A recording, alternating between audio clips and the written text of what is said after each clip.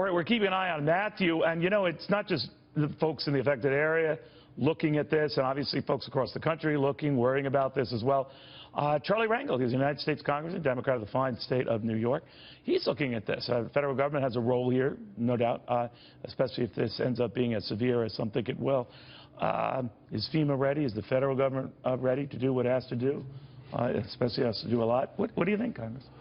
You know, you said the federal government has a role to play, and just pass that on. You bet your life it does. There are just certain things that local and state government can't do.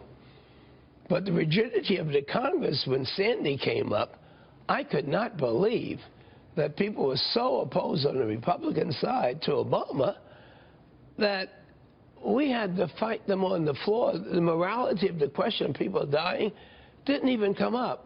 That was the $60 billion attack. Weren't they arguing at the time, though, that, wait a minute, not all of this was going for exclusively Sandy relief? They never came up with an alternative. You know, when anybody believes that they exaggerated the amount, what you do is come up with an offer. Their offer was no deal. What was weird about that, though, remember, they were retiling and paving and roofing the Smithsonian Museum, you know, and had nothing to do with Sandy. But they never said cut it back. You know, they never said, this is what we're willing to do. And yet, when we have the Louisiana floods today, there was not one of the people that voted for Sandy, but yet they wanted the flood. But it doesn't mean that... It doesn't matter. Here we have this situation. I understand what you're saying. You bet your life we have to be for them. That's what the federal government is there for. But what do you do? Just help me with the process. Well, you know a Category 4 storm is coming. What funds are marshaled or emergency positions are taken ahead of time? We have to find out right now how much funds FEMA has so to see whether or not they can wait till we get back. I don't know whether you know it, and it's embarrassing for me to say it, but the Congress has been out since the end of October, and we're not scheduled to go back until after the election. It would seem to me if those funds are not able to effectively protect the people that are there, that the Congress has to come back in a special session.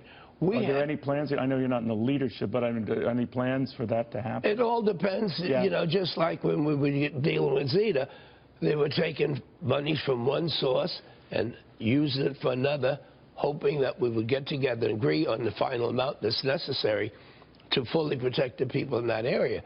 But, you know, these are things that politics should have no play in. These are the things that... Both sides do it, of course, right? Listen, we are guilty of a whole lot of things, but I don't ever recall in even thinking about a national disaster that you would find Democrats being in charge saying we're not going to pay for it.